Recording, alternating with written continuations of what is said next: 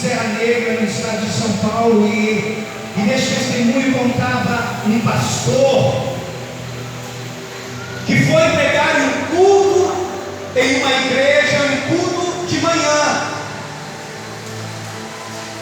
e ele terminou o culto lá das 11h30, e ele disse que estava com fome, que ele queria almoçar, queria se alimentar. Mas o pastor daquela congregação então convidou ele para ir à casa de uma senhora, porque todos os pastores que iam ir ali, que estava lá, ele pegava os pastores, levaram para a casa dessa irmã para poder fazer uma oração ali. Então o pastor disse: então vamos, seu pastor. E em meio ao caminho o pastor ali começou a contar a história para aquele ministro da palavra. Olha, essa irmã, ela profetizava demais, ela revelava demais, era uma pessoa muito solicitada, muito procurada. As pessoas procuravam para receber orações,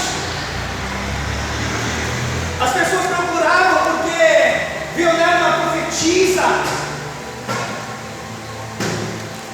Aonde ela passava, as pessoas chamava, reconhecia,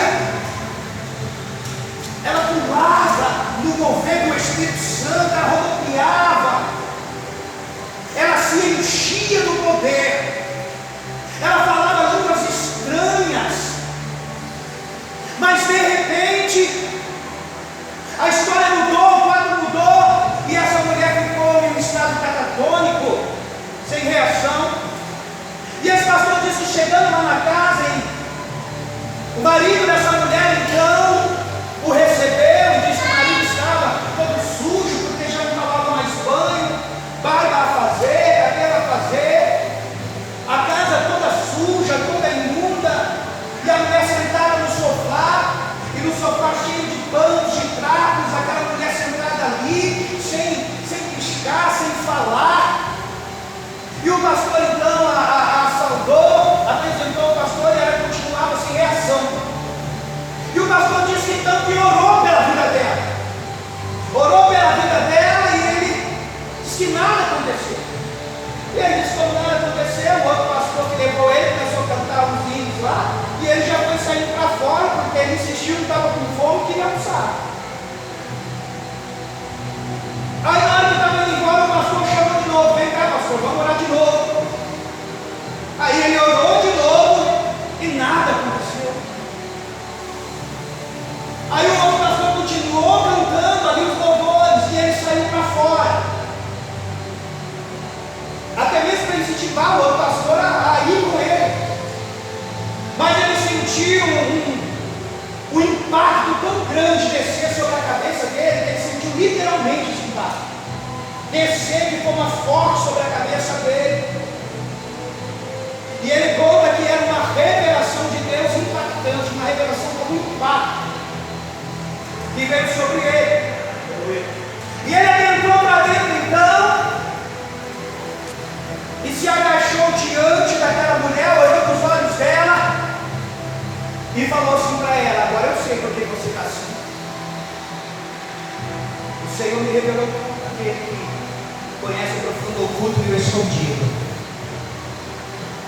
E ele olhava para os olhos daquela mulher que nem piscava, não tinha nem reação, e começava a dizer assim: Deus me revelou que Ele nunca te usou. Deus me revelou que Ele nunca falou na tua boca em profecia. Deus me revelou que Ele nunca falou na tua boca em revelação. Deus me revelou que Ele nunca teve em você, quando você pulava, rodava, sapateava nos mistérios. Deus falou e revelou que Ele nunca teve essas línguas estranhas. E quando ele observou, tanto do lado direito quanto do lado esquerdo, os olhos daquela mulher começou a lacrimejar e ela começava a chorar. E ele notou que as mãos dela começaram a se mover, a tremer, os lábios dela começaram a tremer também. E ele começou ali a revelar algo profundo que Deus estava trazendo, dizendo: Deus nunca te usou nisso não. este mover de você pulando, rodopiando aí, nunca foi Deus. Essa profecia, essa revelação nunca foi o Senhor. E neste momento a boca daquela mulher destravou e ela disse assim, e ela confessou: é verdade, mas eu queria muito ser usada por Deus. Eu queria muito ser usada por Deus em profecia, em revelação, em línguas estranhas. Só que eu não queria pagar preço. Eu queria ser usada, mas eu não queria buscar. E certa noite eu fui despertada. E quando eu olhei, tinha um ser na beira da minha cama. E na hora eu reconheci que era um demônio. E ele falou assim para mim: eu posso te dar tudo que você quer. Eu posso te usar naquilo que você não quer. Se você me entregar o seu casamento e a vida do seu filho. E ela disse e respondeu assim: eu quero. Eu entrego meu casamento e a vida do meu filho. E ela entregou, e foi muito usada nessas áreas. Mas quem usava era aquele demônio que ofereceu. Mas como a igreja não tinha discernimento de Espírito, que é um dom do Espírito de Deus, dos dons, dos novos dons, não conseguiram nem discernir que não era o Senhor. Aí depois aquele demônio inimigo veio e recorreu, veio como credor. Chegou a hora de pagar a conta. Chegou a hora de pagar a dívida. E começou a destruir a vida daquela mulher, a vida do marido e do filho. Aí aquele pregador pegou e disse assim: eu não vou orar por você. Eu não vou interceder por você. Eu não vou nem colocar a mão em você. É você e Deus. Eu não tenho nada a ver com isso. É você e Deus. Deus está dizendo que é você e Deus. Aí muitas vezes as pessoas não entendem. Ah, pastor, vem para orar na minha casa. E muitas vezes Deus cria situações e não nos deixa ir lá orar. Aí quando nós insistimos por amor, aí Deus vem e diz assim: ó, você não entendeu ainda o mistério? Não é para você descer lá, não é para você ir lá, eu estou tratando. Porque se for, vai ter. Aí aquele pastor, então, disse assim para ela: Deus está falando que é você e ele. É você que vai orar agora. É você que vai orar e vai confessar tudo. E ele disse assim: ó, e eu vou me afastar de você, eu vou mais ali para o fundo. Porque se Deus quiser te fulminar aqui agora, ou derrubar um raio aqui no meio sobre você, não vai nem chasquiscar em mim. E ele se colocou longe mesmo.